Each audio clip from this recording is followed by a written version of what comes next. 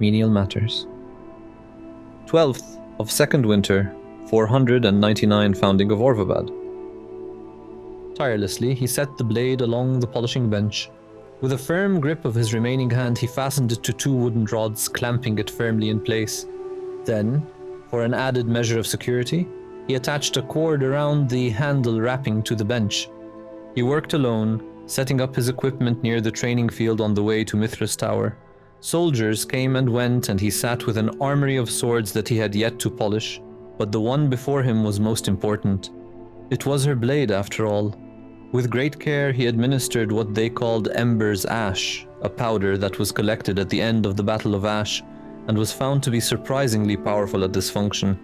And so he worked, meticulously polishing the blade before him. "Still at it, old man?"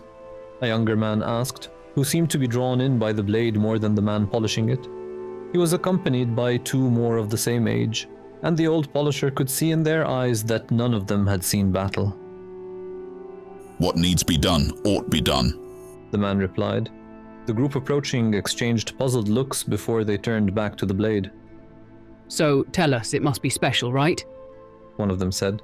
"It cuts through armor and severs limbs effortlessly, must be." "Or does it truly create sparks of flame with every strike?"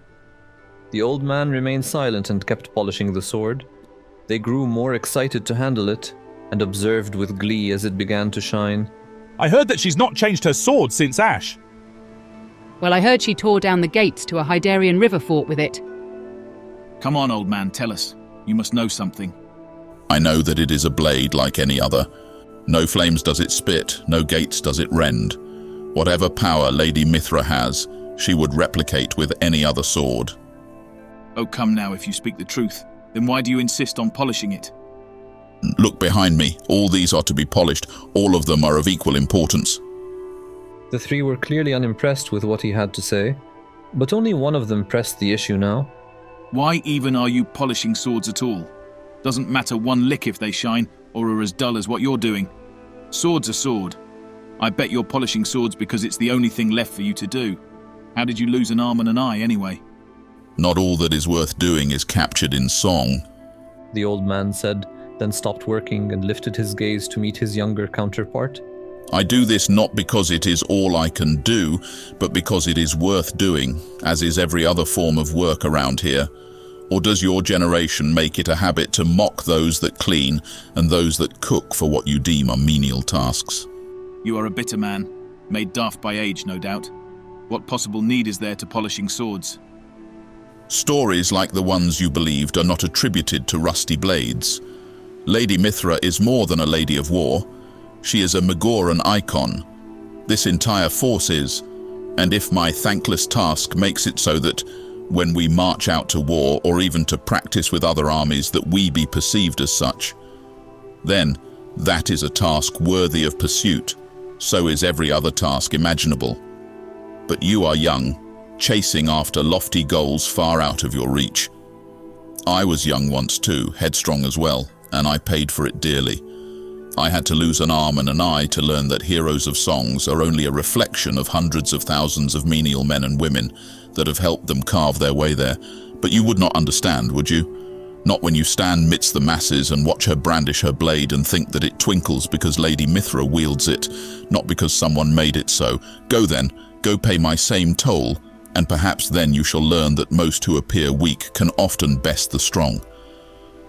The 3 young men before him made no response.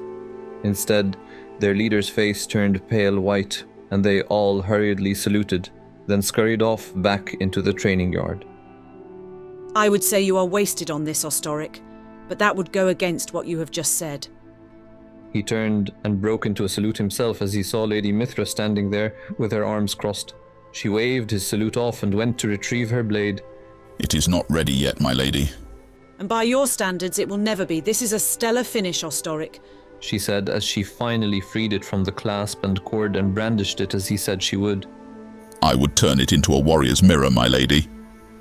She smiled at that sentiment, then took a more serious tone with him. "I would be remiss not to ask you to reconsider my outstanding offer. You have been loyal to a fault, and even before I held command, you were always a voice of reason in my world. My lady, I do not mean to besmirch your offer, but I truly do this because I believe it is worth doing. Like all other things, menial matters they might be, but they matter just the same. Yes, I heard. And while you are not wrong, I merely wonder if you would not serve better elsewhere. She said, her voice trailing. Then she shook her head and sheathed her sword. Merely a thought. Give it no heed. My offer remains, but should you choose not to accept it, then I dare say you have quite the backlog of blades, Ostoric. May it never run dry, my lady.